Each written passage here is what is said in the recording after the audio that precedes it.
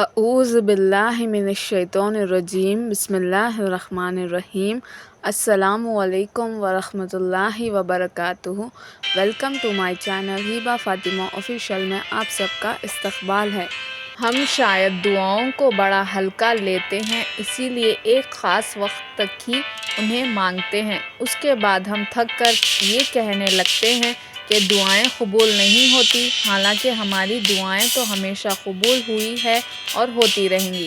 لیکن ہم دعاؤں کو ہمیشہ اپنی نظر سے دیکھتے ہیں اور ہماری نظر ہمیں وہی دکھاتی ہے جو ہمیں ملا نہیں ہوتا، اسی لیے ہم اللہ سے بدگمان ہی رہتے ہیں۔ آپ دعاؤں کو اپنے حوالے سے نہیں بلکہ اللہ کے حوالے سے دیکھنا اور سمجھنا سیکھیں، کیونکہ جب آپ اللہ کی مصلحتوں کا سوچ کر دعاؤں کی تکمیل کو دیکھیں گے، تب آپ کو پتہ چلے گا کہ آج تک کوئی بھی دعا آپ کی ایسی نہیں جو خالی واپس لوٹی ہو۔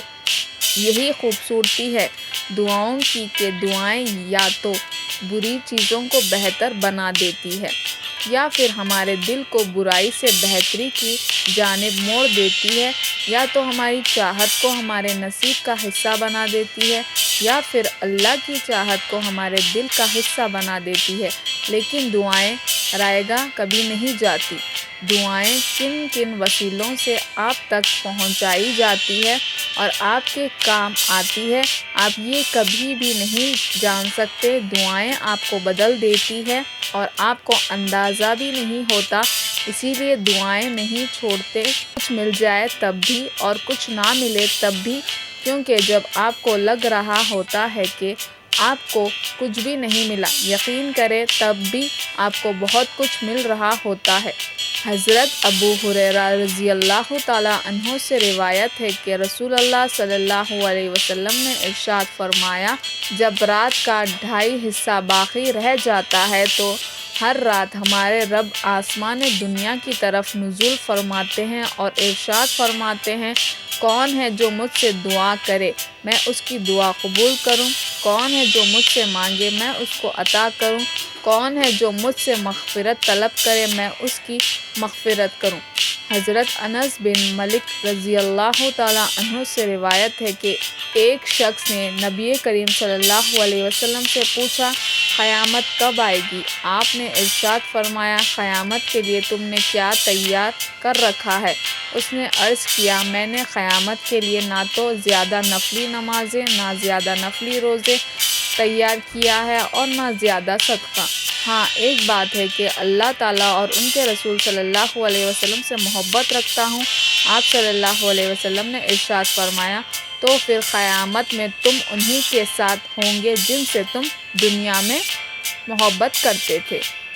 یا اللہ ہم سارے امت محمدیہ کو قیامت کی گرمی سے بچا لے، آمین۔ یا اللہ امت محمدیہ کی حفاظت فرما، آمین۔ یا اللہ جو بھی جس حال میں پریشان ہیں ان سب کی پریشانیوں کو دور کر، آمین۔ یا اللہ جو بے اولاد ہے انہیں نیک اور صالح اولاد عطا فرما، آمین۔ یا اللہ جن کا نکاح نہیں ہوا یا جن کی نکاح میں رکاوٹ ہے ان سب کے نکاح میں آسانی پیدا فرما، آمین۔ یا اللہ جو بیمار ہیں انہیں صحت عطا کر، آمین۔ یا اللہ ہماری چھوٹی چھوٹی عبادتوں کو قبول فرما، آمین۔ یا اللہ ہم سب کو نبی کی سنتوں پر چلنا آسان فرما، آمین۔ یا اللہ ہم سب کی دعاؤں کو قبول فرما، آمین۔ یا اللہ جو مانگنا ہے اور جو مانگنے سے رہ گئے وہ بھی عطا کر، آمین۔ یا اللہ ہم سب سے راضی ہو جا، آمین یا رب۔ یہ جس آزمائش کو حادثہ سمجھ رہے ہو نا، یہ تو اللہ کی تمہیں معجزوں تک لانے کی ترغیب ہے۔ وہ کہتا ہے، مانگو مجھ سے میں قبول کروں گا، تو جو اس کے بعد بھی نہ مانگے وہ بدنصیب ہے۔ توفیق دعا ہی دلیل ہے اس کے کن کی، لگاؤ پھر صدا کیونکہ وہی تمہارا نصیب ہے۔